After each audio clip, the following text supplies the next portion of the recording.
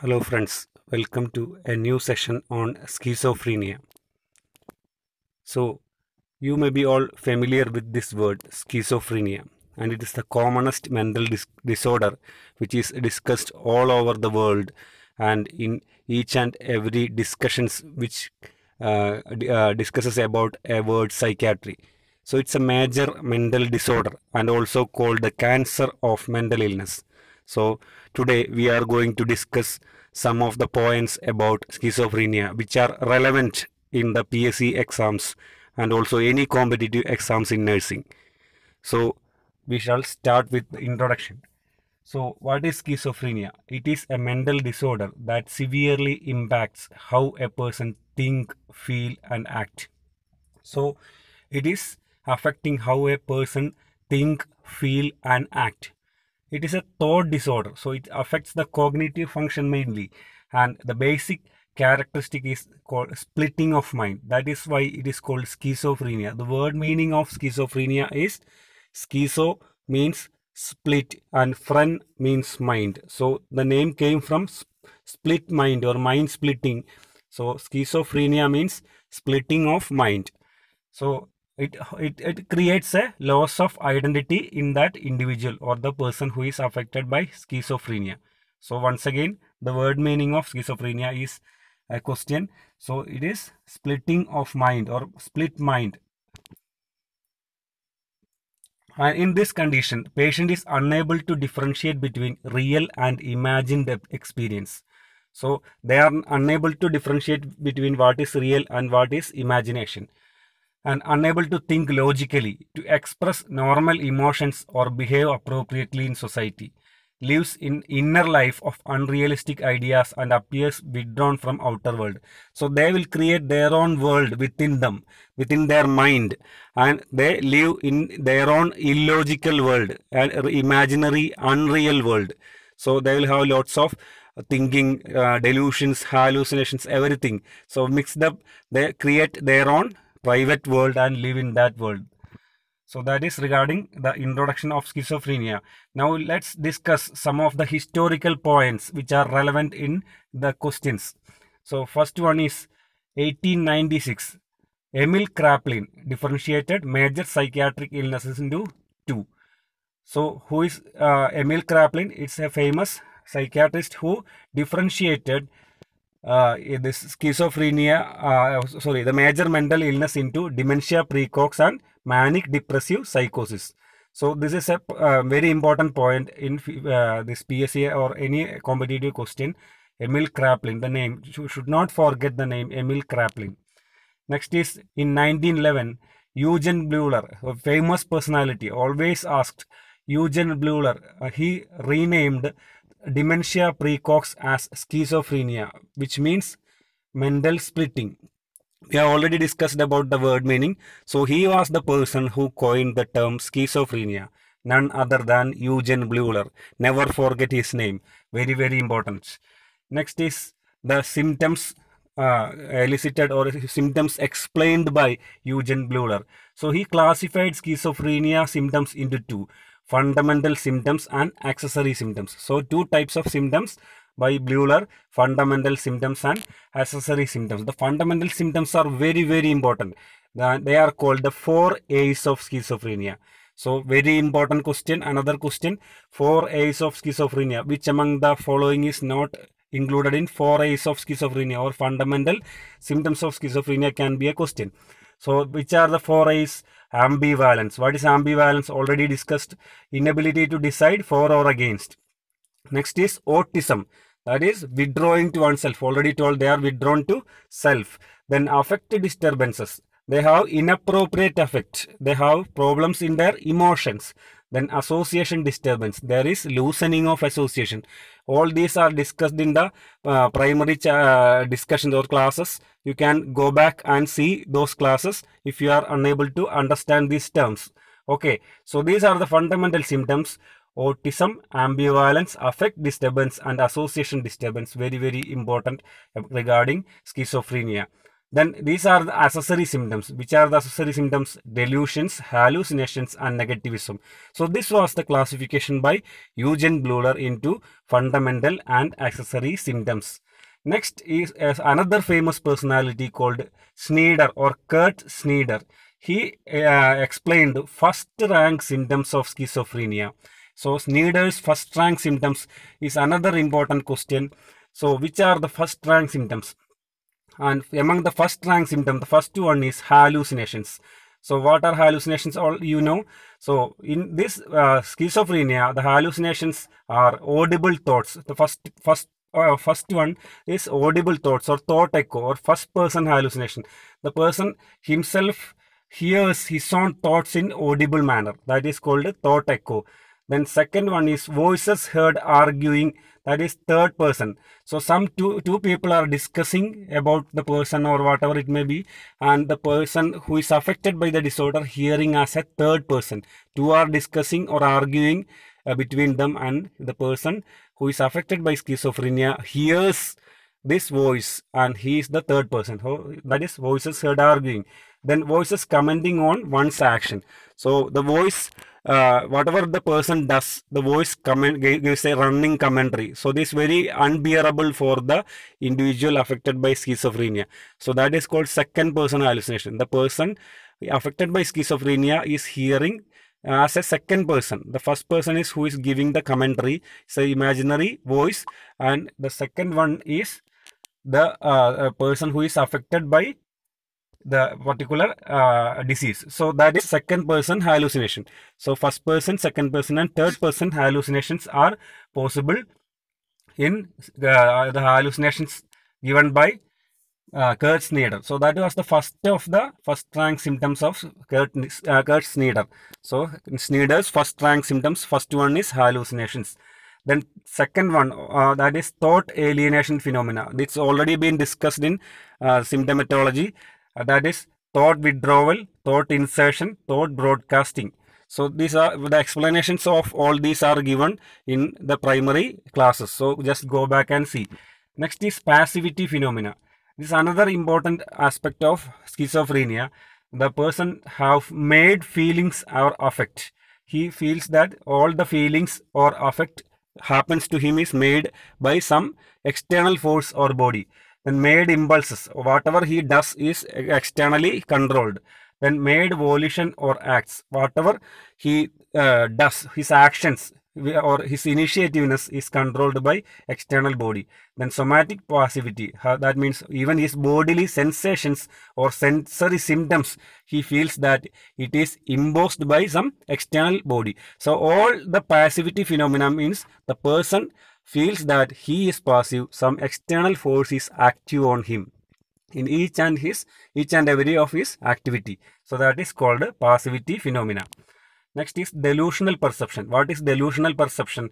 So delusion you know, perception also you know. So delusional perception means, so we all have a normal perception, and in that normal perception, if we see another meaning or inner or illogical meaning, that is called delusional perception. So normal perception has a private or illogical meaning. For example, if some sound hears, or the person sees that some leaf is falling down, he believes that somebody is going to die. So that kind of illogical interpretation of the normal perception is called delusional perception. It may be seen in some normal persons also, but here it comes along with other symptoms. It is another first rank symptom. Then in general, we are going to the what are the clinical features discussed in the newer editions of textbooks or the newer psychiatrists, and which are used for classifying schizophrenia into different types of schizophrenia and all. So we can go to the general classification of clinical features other than this historical classification. So the onset of schizophrenia may be acute or insidious according to each person who is suffering from the illness, and the clinical features can be broadly divided into positive symptoms, negative symptoms, and disorganized symptoms. So there can be positive symptoms, negative symptoms, and disorganized symptoms. So what is positive symptom? From the word meaning itself, it is clear. Positive means there's plus, something extra. So in these people, some extra symptoms are there than a normal person. Something is extra. For example, the delusions and hallucinations. It is usually normally does not occur in a normal person, but it occurs as extra. So symptoms which are due to the disease process and not found in a normal healthy individual. First one is hallucination. What is hallucination? You know what's the definition of hallucination? The types of hallucination are auditory, visual, olfactory, and tactile. Then this is a lady who is hearing and seeing things which is unnatural. So you can see the picture. Then the positive symptoms, second one is delusion. So the common type of delusions usually paranoia is a common type of delusion. Then there can be reference delusions, or all these are all persecutory delusions, all common in schizophrenia. So second one is delusion. And this is a depiction of delusion. Persons believe that my CID is behind, my wife is having relation with another person, people are talking about me. So these kind of delusions are possible. And it's a picture of suspiciousness. When two people are talking, he thinks that they are planning to kill me. So that is regarding the delusions. And the next one is delusions of thought insertion, withdrawal, and broadcasting, already discussed. Then schizophrenia, positive symptoms. Next one is disorganization symptoms. So disorganization means there is lack of organization, or the organization goes wrong. So here confused thinking, disorganized speech, and disorganized behavior. Confused thinking, disorganized speech, and disorganized behavior. So these are the disorganized symptoms. Then another important question usually asked is negative symptoms. Which among the following is not a negative symptom of schizophrenia? Can be a question. So this also begins with A. So asociality, lack of social behavior, alogia, lack of speech output, apathy, dulled emotional response is called apathy. Then avolition, lack of initiativeness or action. Then anhedonia. So what is anhedonia? Inability to experience pleasure in previously pleasurable activities. Then attentional impairment, impairment of attention. So this all begins with A. These are also beginning with A, and the fundamental symptoms or 4 A's of schizophrenia also begins with A.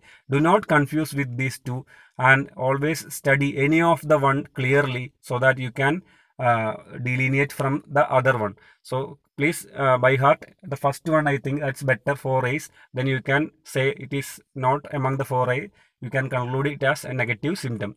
And in negative symptom, everything is negative. Normally, sociality will be there in an individual, so asociality. Normally, logia will be there, so alogia. The person will have normal emotional response, so apathy. So everything is absent. That is why it is called negative symptoms. Then cognitive symptoms, that is, there can be cognitive deficits like impairment of memory, attention, and judgment. Memory, attention, and judgment. This happens in later stages of schizophrenia. So this is a pictorial representation of the symptoms of schizophrenia. You can just go back and see after the class. Then next is schizophrenia diagnosis. How we come into the diagnosis of schizophrenia.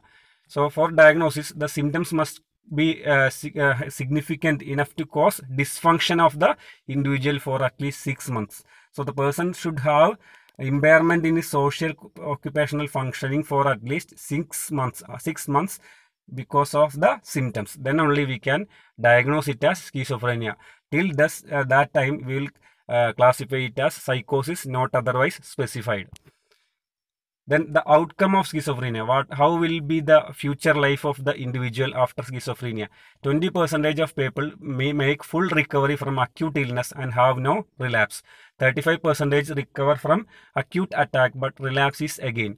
Then 35% have recurrent and acute episodes with incomplete recovery. So 35 plus 20%, that is 55% have almost near normal life, and other 35% have a chronic course of the illness.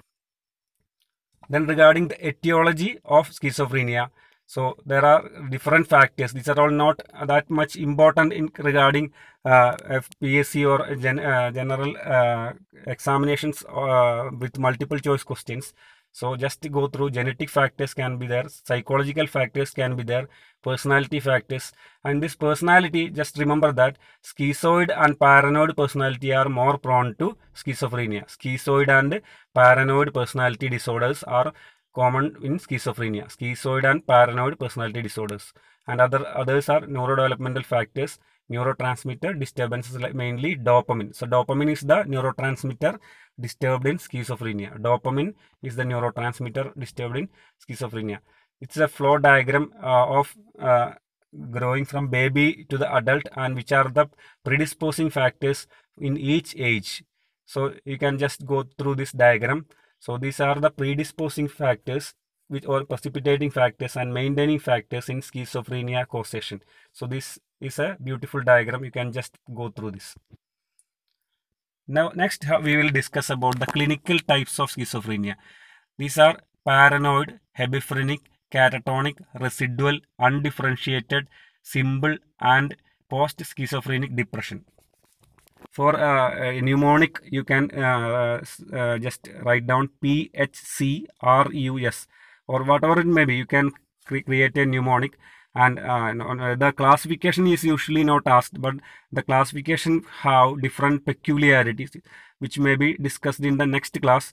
So this classification, each individual classification can be specifically asked because of their characteristics in the competitive examinations. So that is very much important, that at least you should know the name by this mnemonic PHCRUS, and post-schizophrenic depression is the another entity. So we are ending this session here. So thank you. Just go through all the previous classes, study well, and keep updated with the new videos. And if you have any suggestions, just comment at the lower end of this video. And also please don't forget to subscribe, and that is a great motivation for me to take class again and again. Thank you.